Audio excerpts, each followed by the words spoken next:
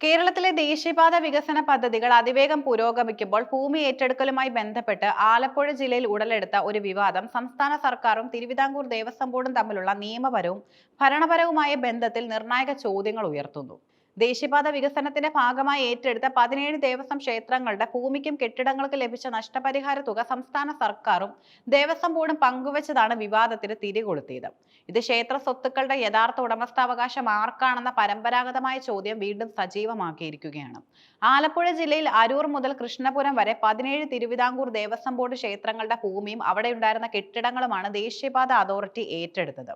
ഇതിനായി ആകെ 27.01 കോടി രൂപയുടെ നഷ്ടപരിഹാരം അനുവദിച്ചു. എന്നാൽ VHP സംസ്ഥാന ജനറൽ സെക്രട്ടറി അഡ്വക്കേറ്റ് അനിൽ വിളയിലിന് ദേശീയപാത ലാൻഡ് അക്വിസിഷൻ വിഭാഗം വിവരാവകാശ നിയമപ്രകാരം നൽകിയ മറുപടിയിലാണ് നഷ്ടപരിഹാരം വിഭജിച്ച രീതി പുറത്തു വന്നത്.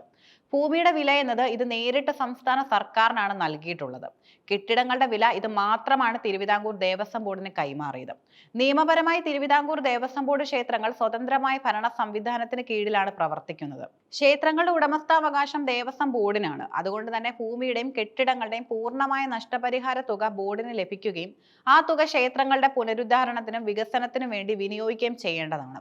എന്നാൽ ഭൂമിയുടെ വില സർക്കാർ ഖജനാവിലേക്ക് മാറ്റിയ നടപടി ദേവസ്വം ഭൂമിയുടെ പരമാധികാരി സർക്കാർ ആണെന്ന് സ്ഥാപിച്ചെടുക്കാനുള്ള ശ്രമമായി വ്യാഖ്യാനിക്കപ്പെടുന്നു.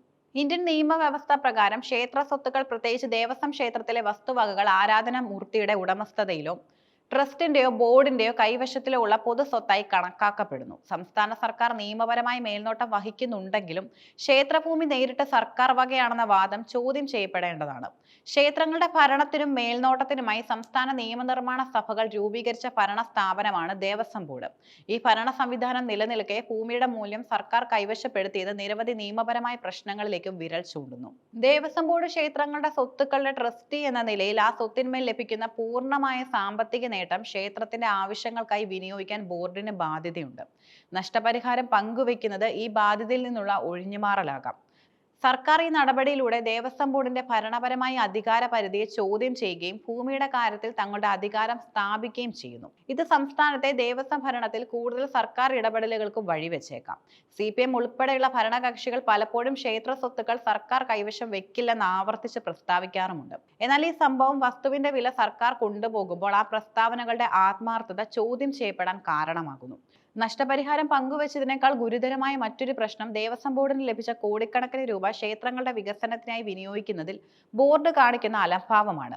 നഷ്ടപരിഹാരം ലഭിച്ച 17 ക്ഷേത്രങ്ങളിൽ പലതും നിലവിൽ അത്യധികം ശോചനീയ അവസ്ഥയിലാണ്. ക്ഷേത്രങ്ങളുടെ വികസനത്തിനും സംരക്ഷണത്തിനും സാമ്പത്തിക പ്രതിസന്ധി ഉണ്ടെന്ന പതിവ് പല്ലവിയാണ് ദേവസ്വം ബോർഡ് ഉയർത്താറ്. എന്നാൽ കെട്ടിടങ്ങളുടെ മൂല്യമായി ലഭിച്ച വലിയ തുക ബോർഡിന്റെ പൊതു ഖജനാവിലേക്ക് ചേർക്കുകയും ആ തുക ക്ഷേത്രങ്ങളുടെ പുനരുദ്ധാരണത്തിനായി ചെലവഴിക്കാതെ മാറ്റിവെക്കുകയും ചെയ്തുവെന്ന് ആരോപണമുണ്ട്. ഇരട്ടക്കുളങ്ങര ക്ഷേത്രം ഒരു ഉദാഹരണമായി. ഏറ്റവും വലിയ നഷ്ടപരിഹാര തുക, അതായത് 7.767 കോടി രൂപ ലഭിച്ചത് അമ്പലപ്പുഴയിലെ ഇരട്ടക്കുളങ്ങര മഹാദേവ ക്ഷേത്രത്തിനാണ്. എന്നിട്ടും ഈ ക്ഷേത്രത്തിന്റെ നിലവിലെ അവസ്ഥ ദയനീയമാണ്. ദേശീയപാതയോരത്തുള്ള ക്ഷേത്രക്കുളം സംരക്ഷിക്കപ്പെടാതെ കിടക്കുന്നു. മലിനജലം ക്ഷേത്രക്കുളത്തിലേക്ക് ഒഴുക്കി വിടുന്നതായും സംരക്ഷണ ഭിത്തി ഇല്ലാത്തതിനാൽ കുളം മലിനമാകുന്നതായും പരാതികളുണ്ട്. പുതിയ മതിൽ കെട്ടി ക്ഷേത്രത്തെ സംരക്ഷിക്കാൻ പോലും ബോർഡ് നടപടി സ്വീകരിച്ചിട്ടില്ല. ഇവിടെ വസ്തുവിന്റെ വില സർക്കാരും കെട്ടിടം പൊളിച്ചതിന്റെ പണം ദേവസ്വം ബോർഡും കൈക്കലാക്കിയപ്പോൾ ക്ഷേത്രങ്ങളുടെ വികസനത്തിനോ സംരക്ഷണത്തിനോ വേണ്ടി ഒരു തുകയും ചെലവഴിച്ചിട്ടില്ല എന്നത് ഹൈന്ദവ സംഘടനകളുടെ ആരോപണങ്ങൾക്ക് ബലം നൽകുന്നു.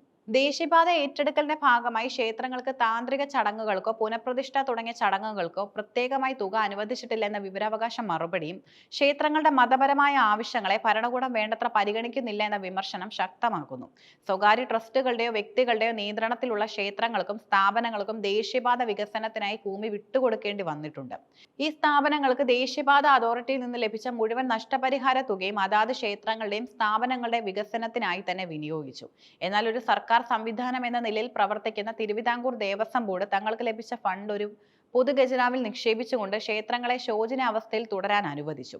ഇത് ദേവസ്വം ബോർഡ് ക്ഷേത്രങ്ങളെ സർക്കാരിന്റെ കൈവശമുള്ള സ്വത്തെന്ന നിലയിൽ മാത്രം കാണുന്നുവെന്ന തോന്നൽ പൊതുസമൂഹത്തിൽ സൃഷ്ടിക്കുന്നുണ്ട്. നഷ്ടപരിഹാരം ലഭിച്ച പ്രധാന ക്ഷേത്രങ്ങൾ ഏറ്റെടുക്കൽ നടപടികൾക്ക് വിധേയമായതും ഗണ്യമായ നഷ്ടപരിഹാരം ലഭിച്ചതുമായ ചില പ്രധാന ക്ഷേത്രങ്ങൾ എന്നത് അമ്പലപ്പുഴ ഇരട്ടക്കുളങ്ങര മഹാദേവ ക്ഷേത്രം 7.767 കോടി രൂപ, നീർക്കുന്നം ശ്രീ ശങ്കരനാരായണ ക്ഷേത്രം 4.49 കോടി രൂപ, വണ്ടാനം ശ്രീ ധർമ്മശാസ്ത്ര ക്ഷേത്രം 3.59 കോടി രൂപ, കാഞ്ഞൂർ ക്ഷേത്രം 2.41 കോടി രൂപ, നവരക്കൽ ക്ഷേത്രം 1.24 കോടി രൂപ, കൃഷ്ണപുരം ശ്രീകൃഷ്ണ ക്ഷേത്രം 1.13 കോടി രൂപ, പട്ടണക്കാട് മഹാദേവ ക്ഷേത്രം 1.11 കോടി രൂപ. ഈ വിവാദത്തിൽ ഉടൻ പരിഹാരം കാണേണ്ടതും അത്യാവശ്യമാണ്. സംസ്ഥാന സർക്കാർ ഭൂമിയുടെ വിലയായി കൈവശം വെച്ചിരിക്കുന്ന തുക ദേവസ്വം ബോർഡിന് കൈമാറുകയും ആ തുക ക്ഷേത്രങ്ങളുടെ അടിസ്ഥാന സൗകര്യ വികസനത്തിനായി വിനിയോഗിക്കാൻ വ്യവസ്ഥ ചെയ്യുകയും വേണം. ദേവസ്വം ബോർഡിന് ലഭിച്ച കെട്ടിടങ്ങളുടെ വിലയും അധികമായി ലഭിക്കുന്ന ഭൂമിയുടെ വിലയും ഏതൊക്കെ ക്ഷേത്രങ്ങൾക്കായി എങ്ങനെ ചെലവഴിക്കുമെന്ന് വ്യക്തമാക്കിക്കൊണ്ടുള്ള ഒരു ധവളപത്രം പുറത്തിറക്കണം. ഏറ്റെടുക്കലിൽ ഉൾപ്പെടാത്ത ക്ഷേത്ര ഭാഗങ്ങൾ മതിൽ കെട്ടി സുരക്ഷിതമാക്കുന്നതിനും ഇരട്ടക്കുളങ്ങര ക്ഷേത്രത്തിലെ കുളം പോലുള്ള പൊതുസ്ഥലങ്ങൾ മലിനീകരണത്തിൽ നിന്ന് സംരക്ഷിക്കുന്നതിനും അടിയന്തര നടപടി സ്വീകരിക്കണം. ദേവസ്വം ഭൂമിയുടെ യഥാർത്ഥ ഉടമസ്ഥത സംബന്ധിച്ച് സർക്കാർ കൂടുതൽ നിയമപരമായ വ്യക്തത വരുത്തേണ്ടതുണ്ട്. അല്ലെങ്കിൽ ഈ വിഷയത്തിൽ നിയമപരമായ പോരാട്ടങ്ങൾ ഇനിയും ഉണ്ടാകാൻ സാധ്യതയുണ്ട്. ചുരുക്കത്തിൽ ദേശീയപാത വികസനത്തിനായി ഏറ്റെടുത്ത ദേവസ്വം ഭൂമിക്ക് ലഭിച്ച നഷ്ടപരിഹാരം പങ്കുവച്ചതിലൂടെ കേരളത്തിലെ ദേവസ്വം ഭരണത്തിൽ സർക്കാർ കൈകടത്തുന്നു എന്ന ആരോപണം ശക്തിപ്പെട്ടിരിക്കുകയാണ്. ക്ഷേത്രങ്ങളുടെ സ്വത്തുക്കളുടെ സംരക്ഷകരായി പ്രവർത്തിക്കേണ്ട ദേവസ്വം ബോർഡ് പോലും ക്ഷേത്രങ്ങളുടെ വികസനത്തിൽ അനാസ്ഥ കാണിക്കുന്നത് ഈ വിഷയത്തെ കൂടുതൽ ഗൗരവകരമാക്കുന്നു. നീതിയും സുതാര്യതയും ഉറപ്പാക്കിക്കൊണ്ട് ക്ഷേത്ര സ്വത്തുക്കൾ ക്ഷേത്രങ്ങളുടെ ആവശ്യങ്ങൾക്ക് തന്നെ വിനിയോഗിക്കപ്പെടണം എന്നതാണ് ഭക്തജനങ്ങളുടെ ആവശ്യം.